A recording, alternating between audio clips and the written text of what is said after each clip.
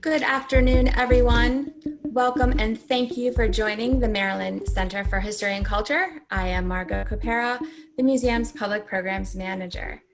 On September 9th, the Maryland Historical Society became the Maryland Center for History and Culture. And after 176 years, we are stepping into this new identity that better reflects our mission to provide space for the community to discover and develop a deeper understanding of our nation's history and culture through a Maryland prism. In an age where it is easy to escape from reality by binge watching from the comfort of our own couches, streaming seems to be king, but there is a new wave that has begun to resurrect the forgotten movie palaces of Baltimore's early 20th century. In September, the Maryland Center for History and Culture opened one of its newest exhibitions, Flickering Treasures, Rediscovering Baltimore's Forgotten Movie Theaters.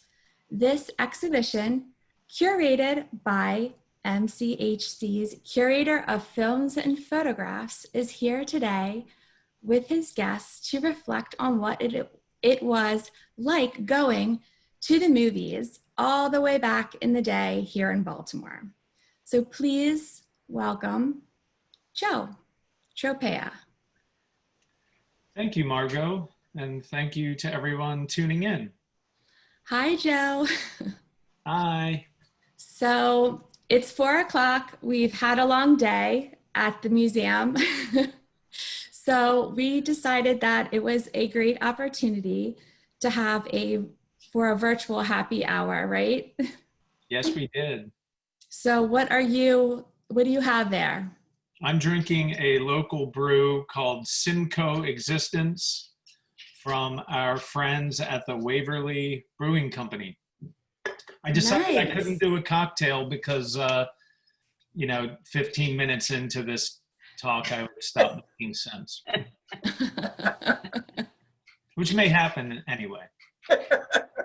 And I'm not going to drink this whole entire thing, but this is from a local Street, Maryland brewery, Falling Branch Brewery.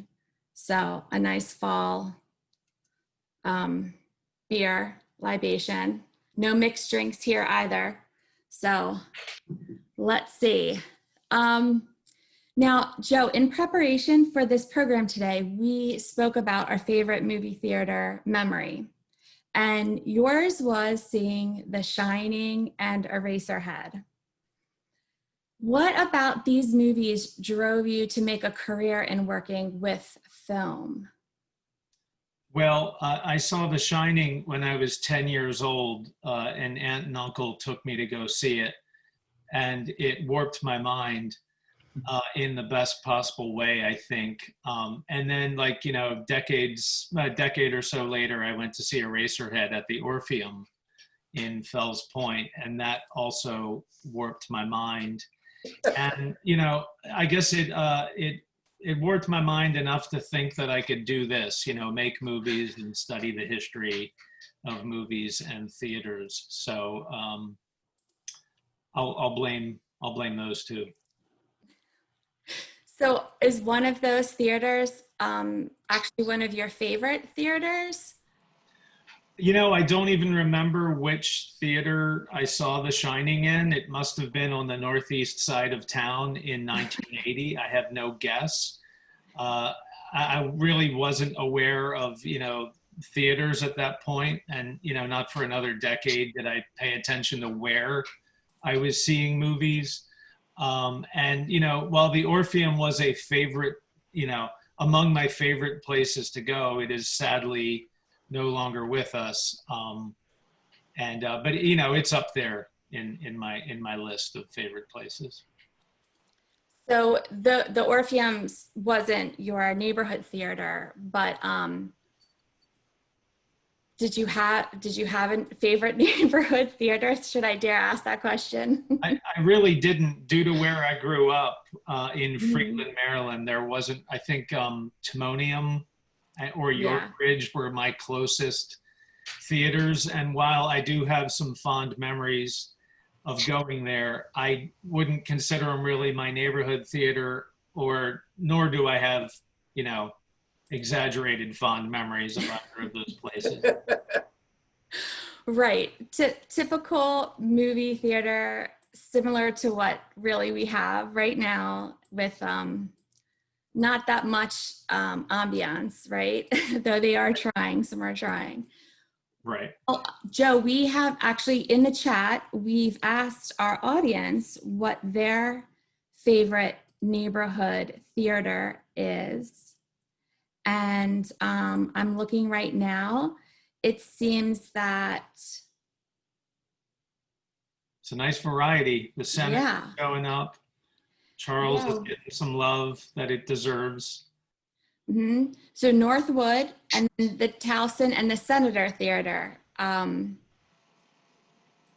Someone's having some vodka. That's great. Yeah. Oh, the Senator. I see the Senator. Ridgely Shopping Center. Now is Kohl's. You got it. I remember that one. Yeah, me too. Definitely went there. So yeah, the Arcade in Hamilton. That's a great one with a story. Yeah. Oh, and the Red Wing on Monument. Very cool. We'll have to ask our panelists about that one. I'm not familiar with that venue. Well, with that being said, I think it's time to introduce your guests. I'm going to leave it to you so you can have this really nostalgic conversation with everyone we invited today. Great, thanks, Margot. So I would like to introduce our panelists. Amy Davis is an award-winning Baltimore Sun photographer and author of Flickering Treasures, the book, and a huge part of why we're doing Flickering Treasures, the exhibition. It's great to have you here, Amy. Thanks, delighted to be here. Robert Headley is a linguist, motion picture exhibition historian, and author of Motion Picture Exhibition in Baltimore and Motion Picture Exhibition in Washington, D.C. And he is someone who I consider a friend and probably knows more about theaters than just about anyone I know. Nice to be here. Thank you, Joe. Eric Cotten is the founder of the Baltimore Filmmakers Collective. He's a longtime programmer at the Maryland Film Festival, as well as a longtime friend of mine. Welcome, Eric. Thank you. Great to be here. And last but certainly not least, Ralph Moore Jr. is a lifelong activist on the front lines of struggle for housing equality, poverty alleviation, and youth development. And he also happens to be a huge movie fan. Thank you for joining us, Ralph. Absolutely. Thanks for having me. So I'd like to start with a couple questions for Amy and Bob. You can decide who goes first, but could you tell us how you became interested in movie theaters as a place or as a business or as a building? Amy? Okay. Well, like Joe, I did not grow up within walking distance of a theater. So when I moved to the area near the Senator Theater more than 30 years ago, I was so enchanted to be able to walk to a neighborhood theater. And when the Senator faced foreclosure, this was back in 2007, I was really upset. And it hit me, wait a minute, this is known as the last single screen theater in Baltimore. What happened to the others? And so that simple question, what happened to everybody's neighborhood theaters, is what spawned this book and the 9 years of research discovering that answer. The Senator is quite a unique place to see a movie. There's nothing quite like Auditorium 1 at the Senator. How about you, Bob? Yeah, I guess I first got interested in movie theaters as buildings rather than just as places to see a movie was back in the late 60s when they tore down the Stanley Theater in downtown Baltimore. That was one of my favorite theaters, and it still hurts me to think of the Stanley being gone. I mean, this was the closest thing to a palace we had in Baltimore. And I just started collecting bits and pieces of information about local movie theaters. I like to collect lists. And I found every list I could possibly find of movie theaters in the city and put them together, and it just grew out of that. So the Stanley opened in 1927, and its opening was a pretty huge deal, right, Bob? Oh yeah, in those days, an opening of a big downtown theater was a huge deal. And interestingly enough, the Stanley opened in 1927 on one side of Howard Street. Across the street was one of the smallest theaters in downtown Baltimore, the Little Theater, and they both opened in the same year. Wow. And I've sadly only known it as a empty lot or a parking lot. Oh yeah, that's too bad. So I would like to throw the next question to Ralph, if I can. Ralph, what and where was your first or most memorable movie experience? Well, I grew up in West Baltimore in Sandtown, Winchester. And my mother used to send us, I think her favorite movie theater was the New Carver. But she would send us there on Sundays. You know, she could send 6 or 7 of us there for $1, and we'd be out of her hair for a couple of hours. So the New Carver, you know, they showed, you know, a lot of great features. One of my all-time favorite films I remember seeing there is a film called The Magnificent Seven with Yul Brynner. I remember having a disagreement with my oldest brother, one of my oldest brothers. We wanted to go to see the Three Stooges in Outer Space. He insisted that we go see The Magnificent Seven, and we loved it. But so there was the New Carver, but the theaters that I ended up spending a lot of time in were along Pennsylvania Avenue. So there was the Regent, there was the Royal, there was the Met. They were all, and the New Carver were all along Pennsylvania Avenue. A lot of those venues did live shows as well as movies. Do you recall having to navigate that? Like, when could you go see a movie? When could you not see a movie because there was a live show? No, I think that was a little bit before my time. So the Royal Theater was a theater that was on the circuit there, the Chitlin circuits, I guess. And so they had a lot of big stars there. It's my understanding that you could see, you know, anyone from the Temptations to James Brown to Aretha Franklin. They would all roll through the Royal. But by the time I was movie going, essentially it was a movie theater only. So.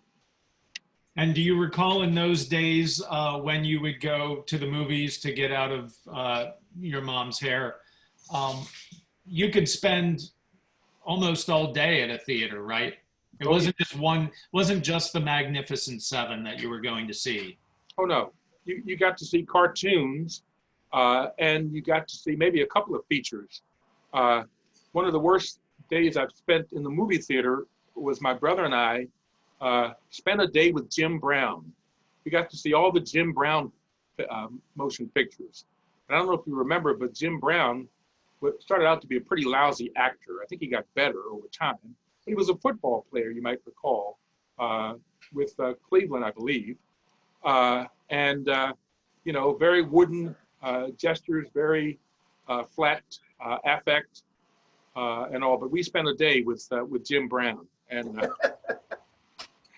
so I think it might have been like 4 motion pictures in a row, his first 4. It was grueling.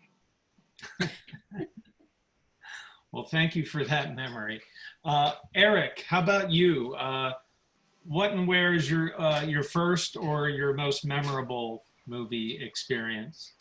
My most memorable movie experience is what you're showing on screen right here, the Metropolitan Theater on Pennsylvania North Avenue. My first memory of going there, my entire family went there to see Babes in Toyland. that movie or experience is memorable for two things. One, I was amazed at the coloration of the characters because it was sort of a fantasy Disney. I believe Annette Funicello was in it, and I was just fascinated looking at the bright colors on the screen. And secondly, it was memorable because I guess I was like 5 at the time, and I took my favorite toy car to the theater with me, and I dropped it in my seat, and I could hear it rolling down the this rows in front of me, and my mom would not let me go get it, so I was truly traumatized by losing my car in that movie. My mother didn't see the importance of that. My second experience at the Met Theater, because it was the most popular theater for me in Northwest Baltimore. I was raised in the projects of Northwest Baltimore. My mother would give me money and allow me to go to the theater anytime I wanted to. And it became probably a 2 to 3 time a week ritual. When I wanted to get out the house and get away from my dysfunctional family, I would go to the theater. And I guess I went so often that one day when I went there, and I was so small, I couldn't really get the money up into the cup. The lady who's the ticket taker looked over at me, and I had never really had a memory of her before, just a hand. And she said to me, "Honey, do your parents know you come to the theater so much?" And as a kid, I was sort of embarrassed to be singled out like that. And I told her that, I shook my head, yes, I didn't speak, I would never speak to anybody. And she told me to come into the theater. So I go into the theater, and it was sort of one of those Wizard of Oz moments when they pull back the curtain, you see the wizard's not really a wizard. And this sort of plump white lady was just sitting in the ticket booth with this dress on and her stockings rolled down to her ankles. She was very pleasant to me, but I was shocked to see a human being. I didn't think about it much in those terms. And she asked me why I came to the movies so much. I was sort of embarrassed to say that I didn't like being at home. My parents were dysfunctional and arguing and things like that. And she said, "Listen, anytime you come to the theater from now on, you're my friend, and you just come right into the theater and see me. You can come in for free." And as a child, being singled out like that was kind of devastating. So then she told me to go back to the concession stand, which smelled like Lysol and popcorn. And I go back there, and she screams back, I think her friend name was Mabel. "Mabel, this is my friend. Whenever he comes to the theater, give him whatever he wants." So I got my usual popcorn and Coke and went to my seat, Wow. so traumatized about whether I should ever come back to the theater again. But I did. I continued going to the theater 2-3 times a week for years. And it became my second home. Thank you for sharing that. Joe, I might point out there was a picture of the Metropolitan on the screen a few seconds ago. That was a yellow picture. That wasn't the Metropolitan Theater. That was the new Nemo Theater on Eastern Avenue. Right, that's the Metropolitan Church, which was the Nemo. Yeah. Thank you, Bob. Well, Bob, what was your first memorable movie experience? Well, I got really scared. My parents took me to see a movie called Miracle of O'Morgan's Creek at the Irvington Theater. Preston Sturgis. Yep. It was about 1944, 43, something like that. And I was sitting on my father's lap in the theater, and I don't remember much about the movie, but the previews came on. And they had the previews of this Ray Milland movie called The Uninvited. Scared the daylights out of me. You had, doors closing mysteriously and candles going out and weird sounds. That must have marked me for years. Wow. Amy, I know you're not a native Baltimorean, so I imagine your first memorable movie experience may have been elsewhere, but would you care to share it with us? Well, I actually remember going to see, and this will really date me, as a little girl, my mother forced my sister to drag me to see A Hard Day's Night at our local theater, which was in Westbury on Long Island. But for Baltimore memories, you mentioned the Orpheum earlier. And I remember going there in the late 90s. And the Orpheum is the last theater of the 72 in my book because it opened in 1990. So this was a very tiny repertory house started by George Figgs.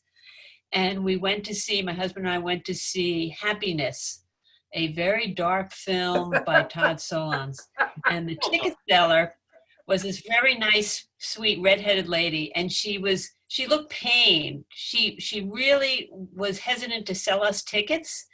I think maybe she didn't think we were made of strong enough stuff to watch this movie. And it's very bleak. So she kept saying, "Are you sure you want to see this? Are you sure?"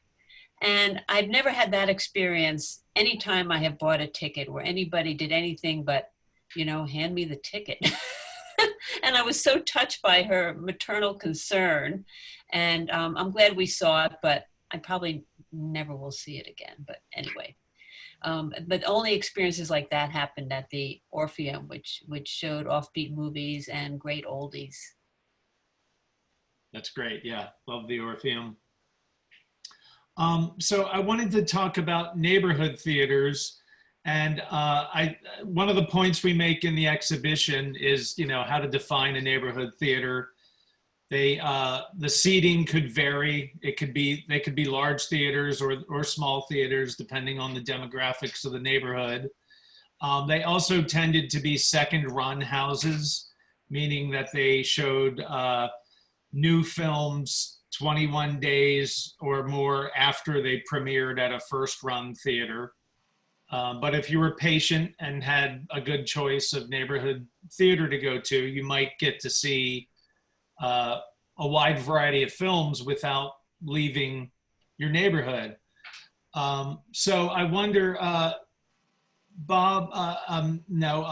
Ralph and Eric sort of both talked about the neighborhoods they grew up in. So I'm wondering if you could talk a little bit about how you saw your neighborhood theaters change over time or in your lifetime. Well, if you don't mind my going, Eric. Not a problem.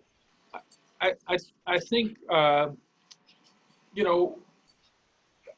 don't remember noticing the architecture of the buildings inside or out so much, but there were little tiny features like when I was talking about the Regent, a picture came up, and there's a big billboard right next to the counter where you got your tickets.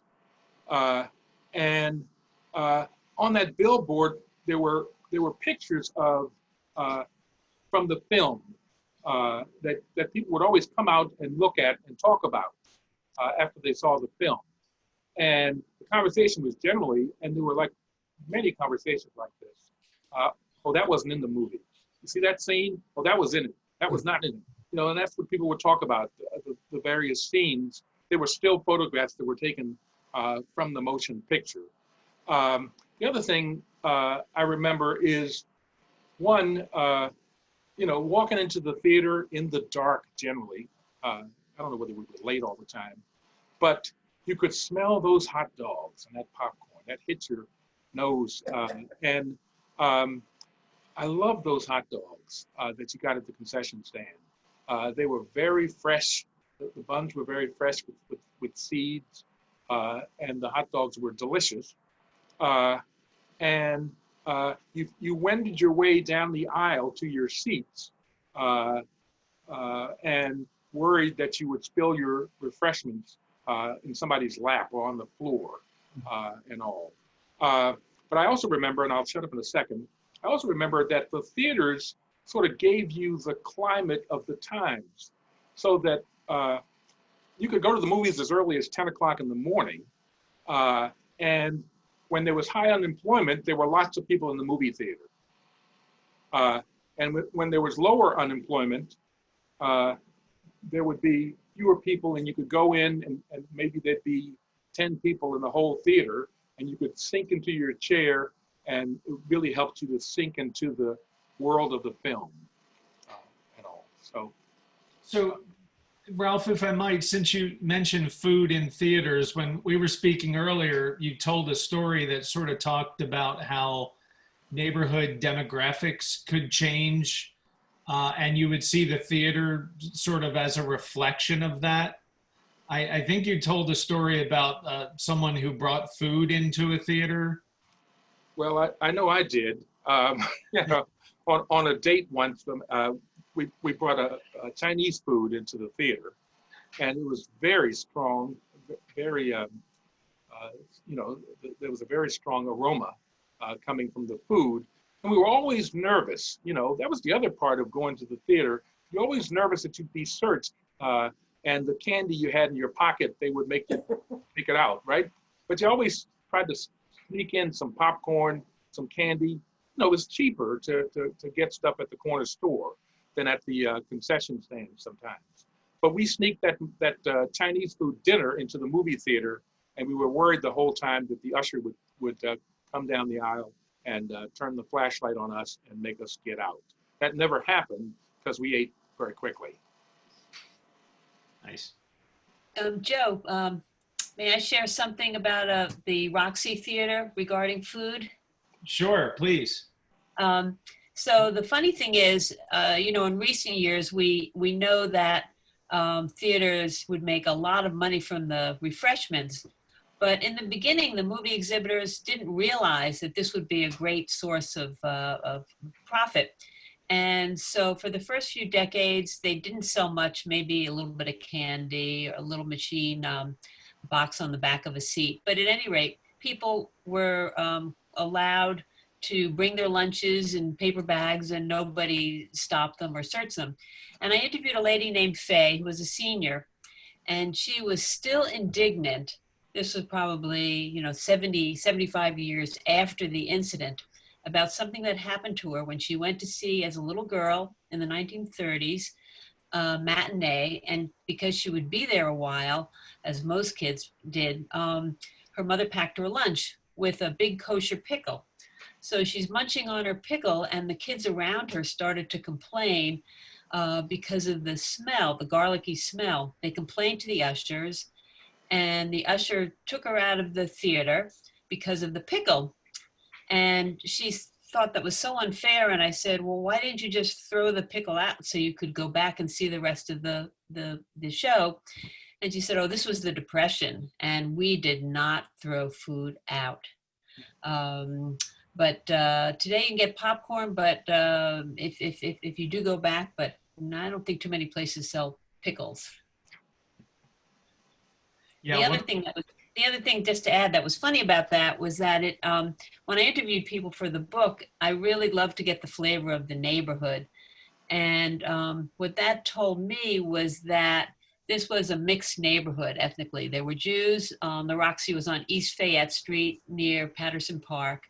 And so there were Jews in that neighborhood, but a lot of non-Jews. And so had she been in a completely Jewish neighborhood, there probably would have been no complaints about the smell of a pickle.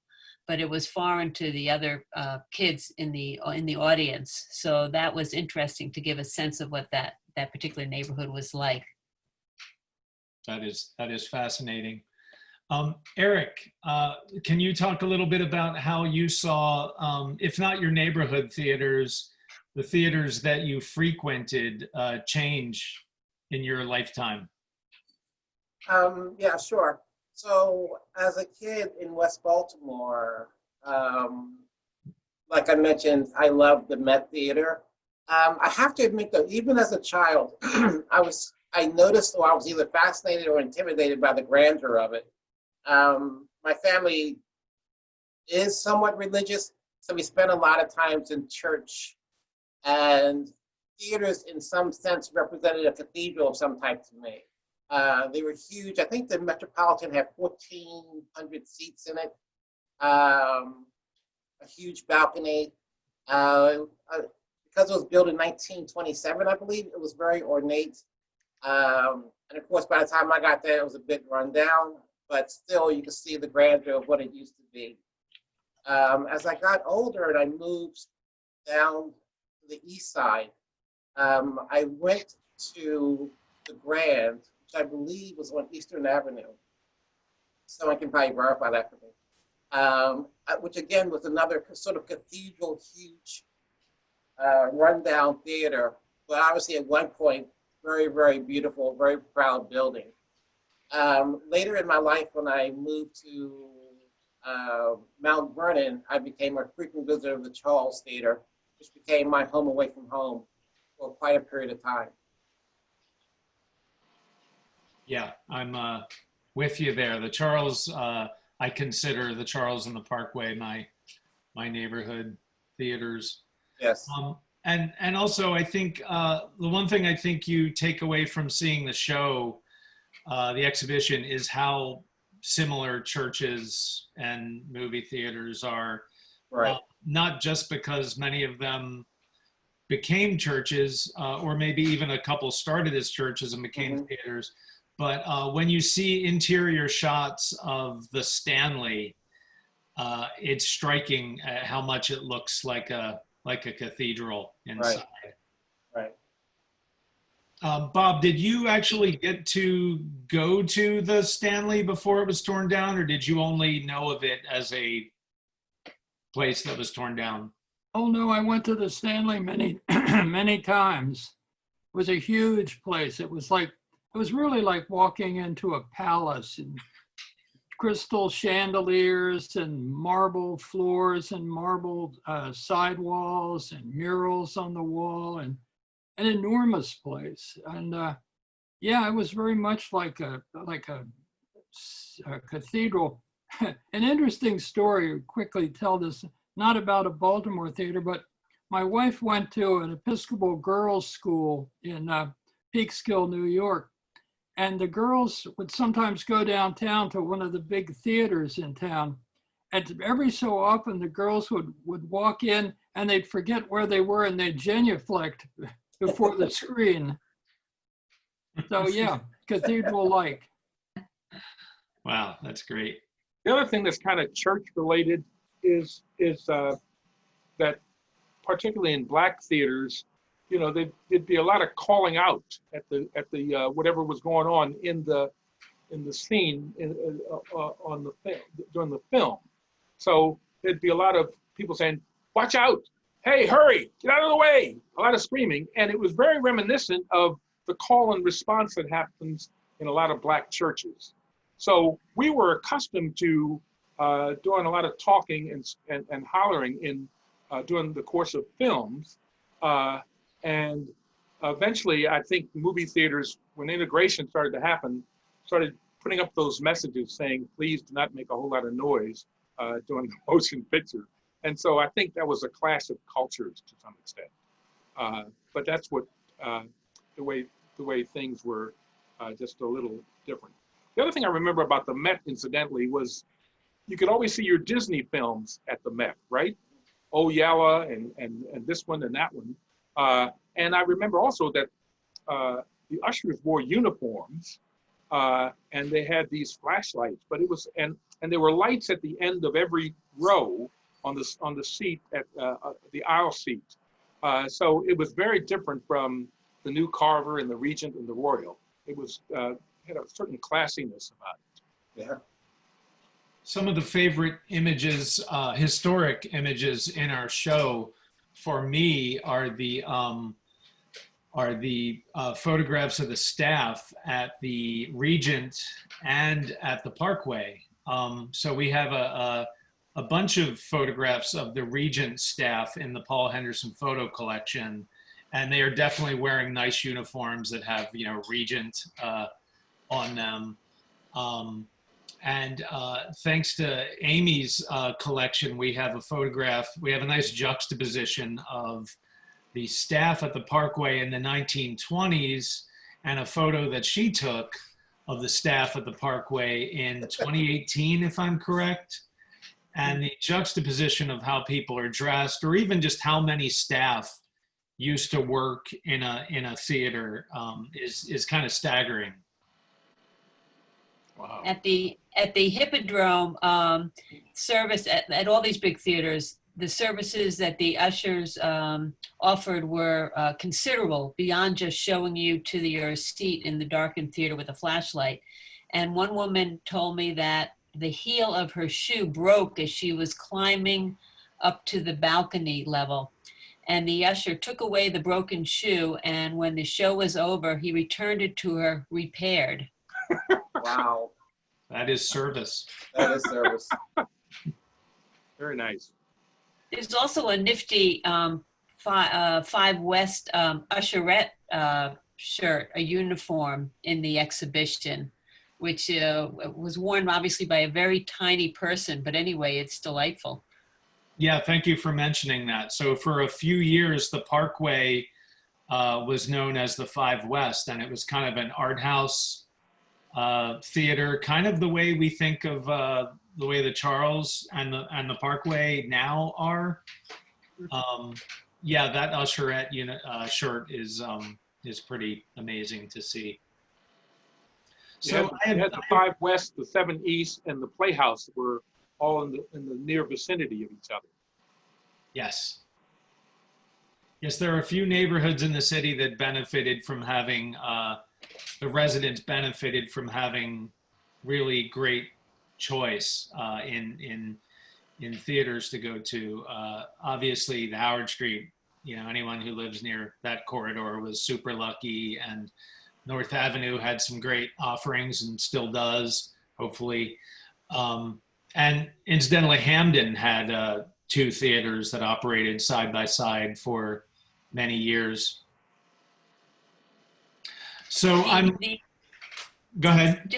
Just briefly, for the art house theaters, this was a big deal. The Playhouse started the trend, and that was on 25th Street, and it was wildly successful. And so many people I spoke to said that was the formative theater for them. That, and then Five West, which is the Parkway, and 7 East. So you could see movies there, foreign films that you would not see in any of the conventional theaters of that day. And these movies, because this was pre-video rentals, these movies would play for weeks and months because of the demand and the limited access. That was the place to go for the very hip and cultured Baltimoreans of the time. The little too. So do we think that the Playhouse was the first theater in town to serve coffee? I don't know, Bob. I think the Little preceded it as that kind of theater, and I think they served coffee and tea. Did they not? I think they did. The Little was probably the first movie theater in town that really showed a lot of foreign movies, especially British movies. Right. The J. Rank films, those great black and whites. Yeah. I was wondering if anyone on the panel had any experience going to see, my memory is that like in the 70s, a lot of theaters tried to hang on, a lot of the downtown theaters tried to hang on by showing martial art films and, even more risque fare than that. Does anyone have any memories of going to see any of those? I think, go on. No, you go ahead, please. I don't remember the year, but I know I was in college, so this was late 70s. I was downtown, and I believe it was called the Howard, which was located on Howard Street, closer to Baltimore Street at that time. And there was a crowd outside of the theater, and just being curious, I went up and asked these people what they were waiting for. And they said this Italian movie was playing there, and they were fascinated. It was just an odd mix of white kids, black kids, and some kind of older, artsy-fartsy looking people, which is not the usual congregation for a theater in the middle of the day. And they wanted to see this movie called Deep Red by Argento. So of course, wanting to avoid work, I went into the theater and watched the movie. But it was more interesting to watch the crowd because they knew the movie backwards and forwards. It was like a Rocky Horror experience. They knew every line, they knew every action. They had obviously seen the movie like 13 times. And the guy sitting next to me said, it plays there every 6 months or so. And they just know it by various titles, Deep Red, Hatchet Murders, et cetera, et cetera. And they would always catch it there at that particular theater, which was sort of an odd experience, but it was filmed like in Baltimore. That's great. I remember that there was a certain period where you'd go down to the town and to the Hippodrome, and you could see the Bruce Lee and the Arnold Schwarzenegger films. And there was a period in the 70s where there was a bit of a drought in terms of seeing African Americans on the screen. So those films were available.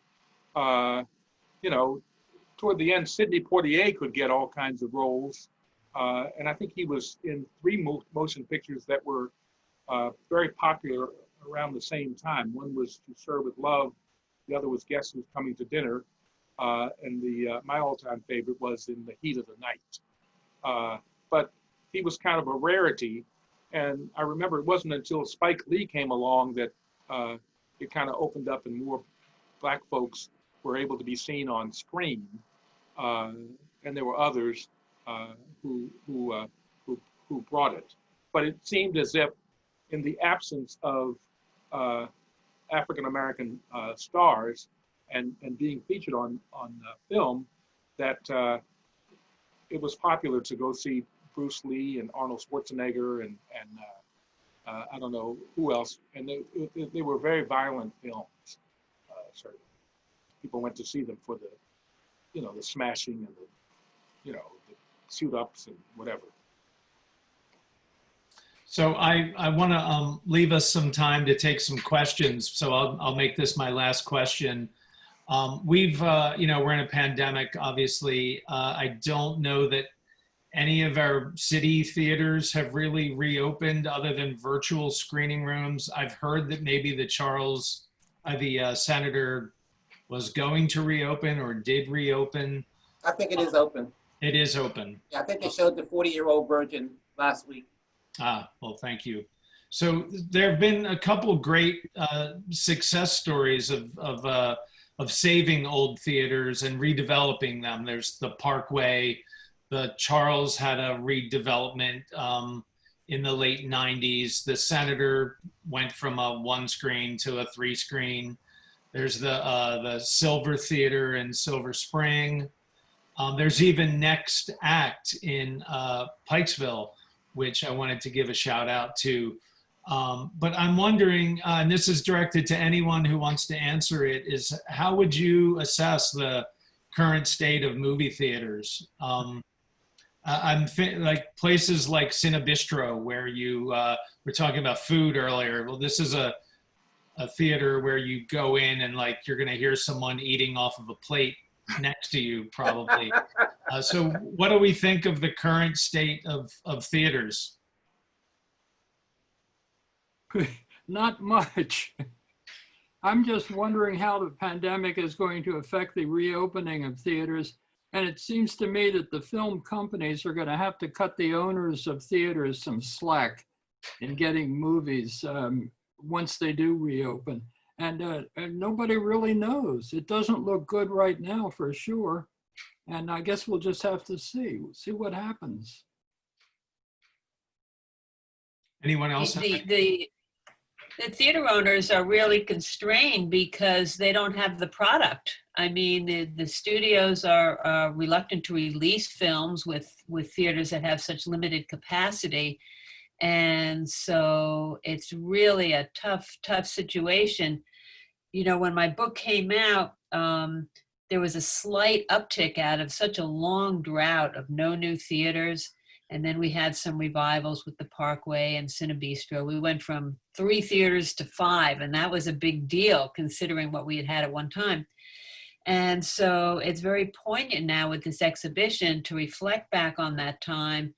And we have a bigger question mark than ever about what's coming. But I will say that over the decades, theater owners, they must be an optimistic lot because they weathered a lot of downturns, including the 1918 pandemic, flu pandemic, television. I mean, they've weathered a lot of daunting obstacles. So I want to keep a little bit of optimism that people still will enjoy that communal experience and come back. But it's going to take us a while to get there. So we have to hope they hang on. Wasn't there some talk a little bit ago of drive-ins? That people could, safely go to a larger lot with a big screen, like sometimes people used to anyway, and enjoy a film like that with just either family or friends in the car. That might be a hope if some enterprising folks can, find some space. And I know it's not easy in this town, but find some space to be able to, open up drive-ins and all. Well, I should have mentioned the Benjis when I asked the question, because they definitely have reopened. I've had friends going there. I haven't made it myself yet, but the Benjis is reopened. I don't know, maybe Bob could say how many drive-in theaters we once had in the area, but that is something we kind of left out of the exhibition in favor of sticking to theaters that were in buildings. The city was ringed with drive-in theaters. On the east side, you had the Pulaski Drive-In, North Point Drive-In. North of town, you had Timonium Drive-In. West of town, you had the Edmondson Drive-In. They were all over the place, but land just became too valuable. Right. And there was one called the Westview, wasn't there? It was the one on Edmondson Avenue extended. They were sort of next door to each other. Oh, really? Oh, okay. Wow. I think I am out of questions. So do we want to, Margot, do we want to take some questions from the viewers? Yeah, let's do that, Joe. Actually, there are the chat is hopping and there are lots of questions for all of you here. First, there was a lot of talk about food in theaters. I just wanted to share, Dean said that he was kicked out of the Crest Theater after spraying peas with a pea shooter when he was younger. And he always would stop and buy some candy before he entered a movie theater, which I did too as a kid. So I guess it depends what theater that you go to now and how strict they are. Well, good for the Crest for kicking D out for shooting peas. And also for me personally, a shout out to snow caps. Always try to buy them when I go to the Charles or the Parkway. Snow caps. No, it's got to be Raisinets.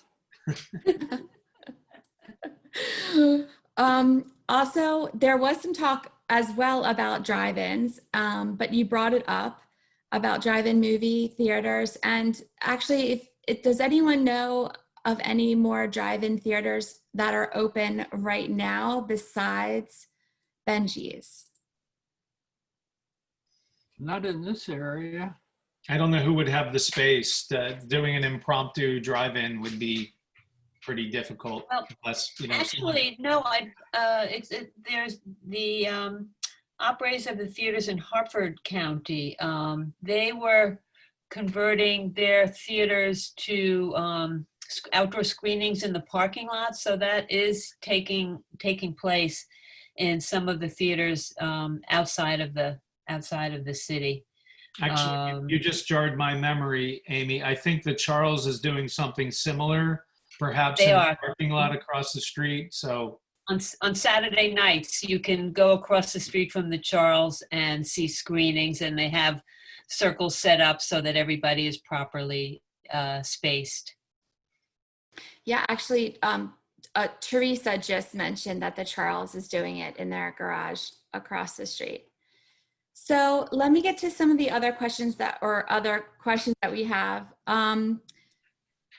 Let's see.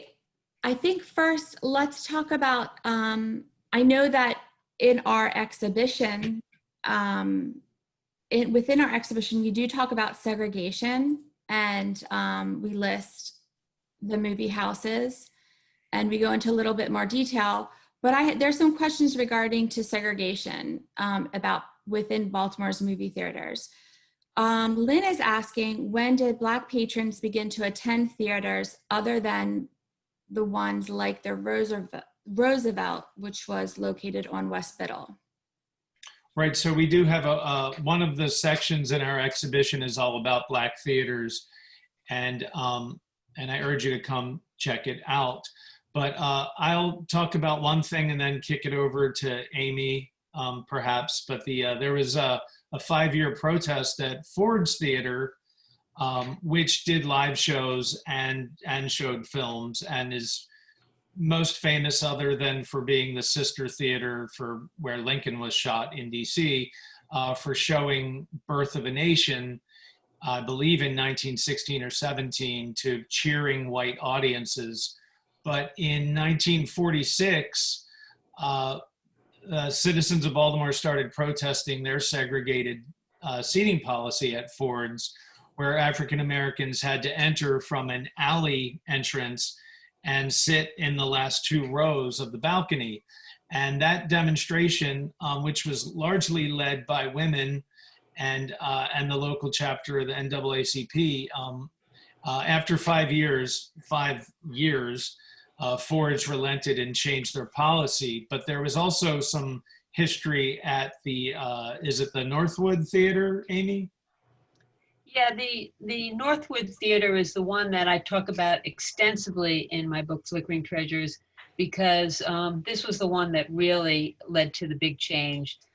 Researching the theaters, basically, they were pretty much all segregated, and from the beginning. And the Northwood happened to be near Morgan State University.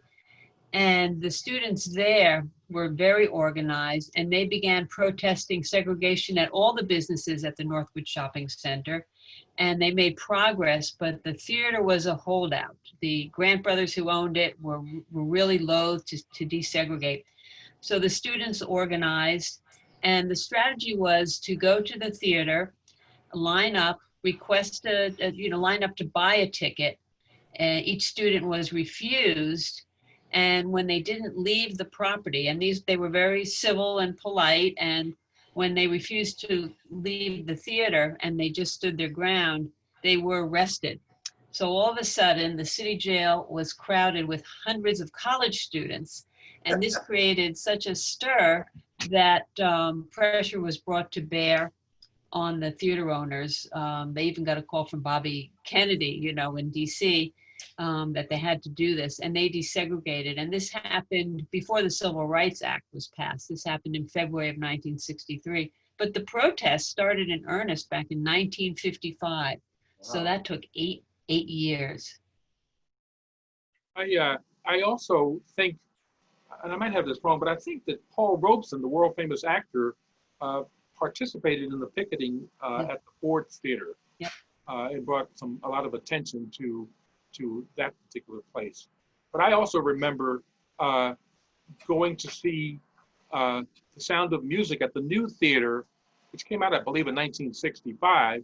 And the nuns took us to see that from St. Pius V in Harlem Park. And I had the feeling that we were some of the first African Americans to be seated to see that film. That was at the New Theater downtown.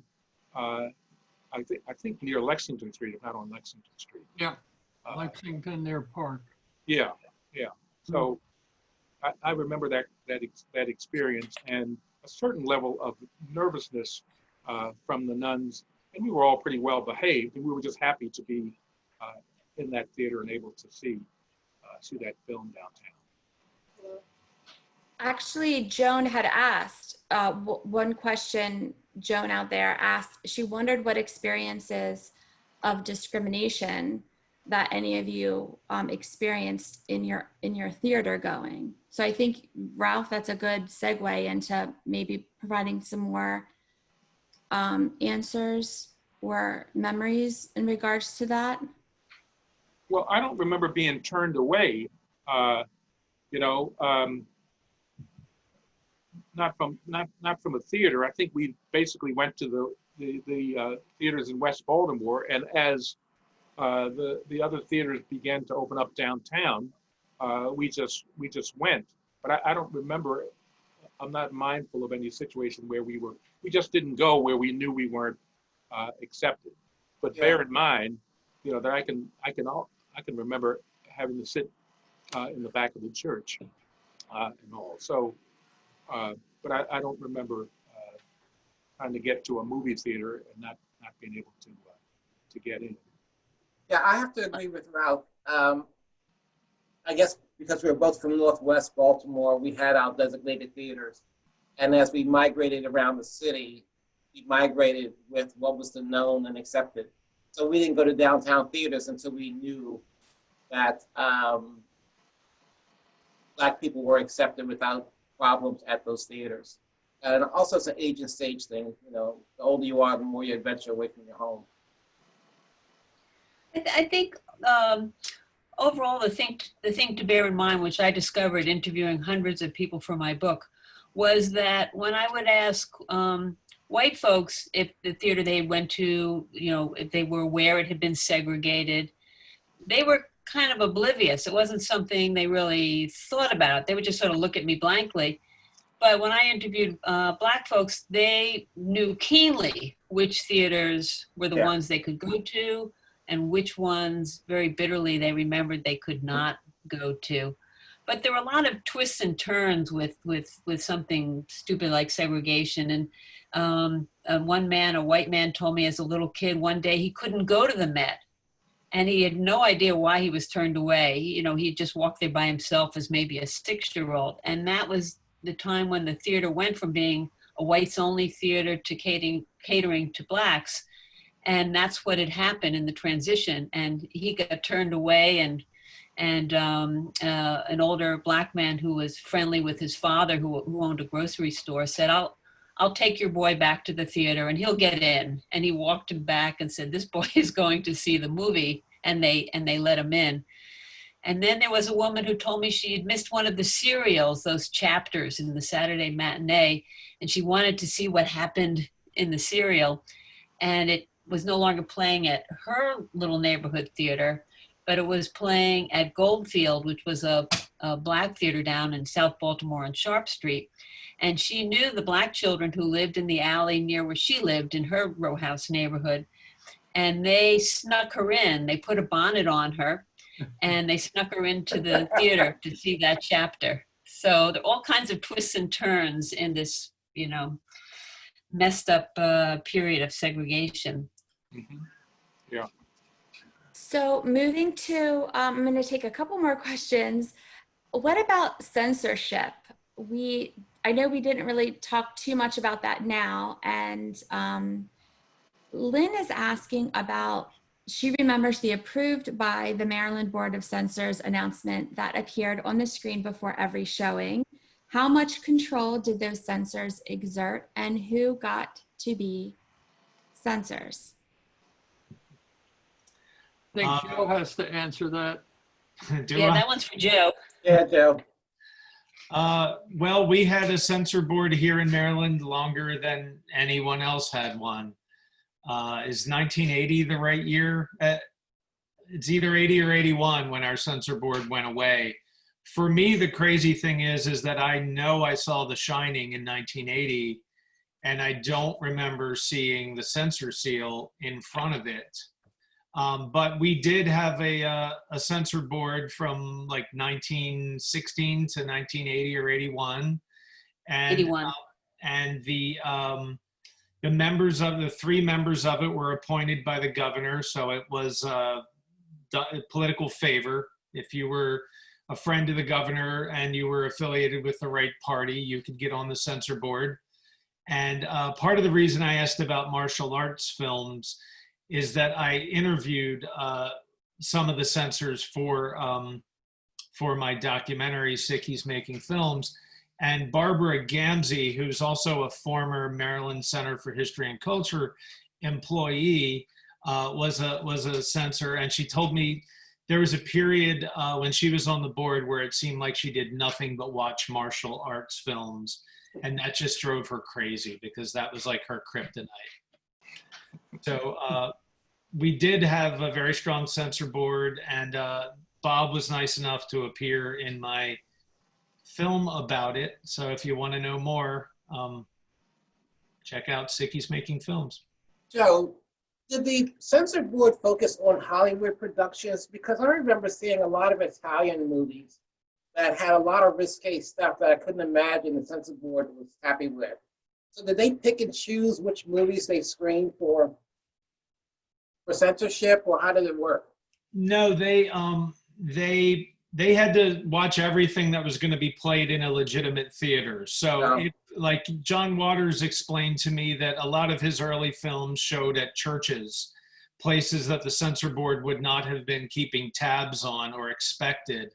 But foreign films had to go through the censors. The thing is, if they couldn't understand the language or keep up with the subtitles, they wouldn't know what was happening. And for a while, they couldn't listen to the sound anyway. So it didn't really matter what the subtitles might say. In the early days, they used to bring in experts that spoke foreign languages that might be able to tell them if there were anything nefarious being said. But as censorship changed and they could only censor visually what was on the screen, they couldn't do anything about the intricacies of foreign films. Right. I know the Catholics used to have their own rating system, so you could look in the Catholic newspaper and see which films were morally objectionable. Right. And so they didn't let you. They didn't want you to watch any R-rated or X-rated films. Right. The Legion of Decency. Yeah. Right. Yeah. So-called. So-called. Thank you. There are actually lots of comments about a particular censor named Mary. Avera? Yes, Right. there are a lot of comments and questions about her that are popping up. So, we could talk all day about Mary Avera. I don't suggest we do that here. very good then. That's a good cue that we are out of time, and there were lots of other good questions, but also very, very fond memories that everyone was sharing in the chat and the question and answer. So we would like to thank all of our Ralph, Joe, Amy, Eric, Bob, thank you so much for joining us today. And please come out to our exhibition, right, Joe? Yes, we offer timed tickets, so it's a very safe experience. The exhibition is in rather large rooms, so I think you'll find it in your mask. I think you'll find it a very comfortable experience, except for the fact that you're wearing a mask. Yeah, please come see it. And can we also give a shout out to Amy's book? Absolutely, yes, which is available in our museum store. So please come see the show, pick up a book, pick up anything else from our museum store, and get out there and start supporting theaters to keep them going if you can. Perfect. Well, The book has a very funny story about Mary Avera. So for those Mary Avera fans, the profile of the Rex tells you more about her. perfect. Thank And you. you can try to sneak your own candy in Yeah. our exhibition if you want. I don't know if you'll be successful, but you can try. Thanks, Joe. We should use visitor services. Don't sneak to head in out. Chinese food, though. Well, thank you all. Our virtual programming is made possible by support from our members, so please consider making a donation or joining on our website and checking out more information about our exhibition, Flickering Treasures. And we will see you next time. Thank you so much. Thanks. Thank you. Bye. Thank you.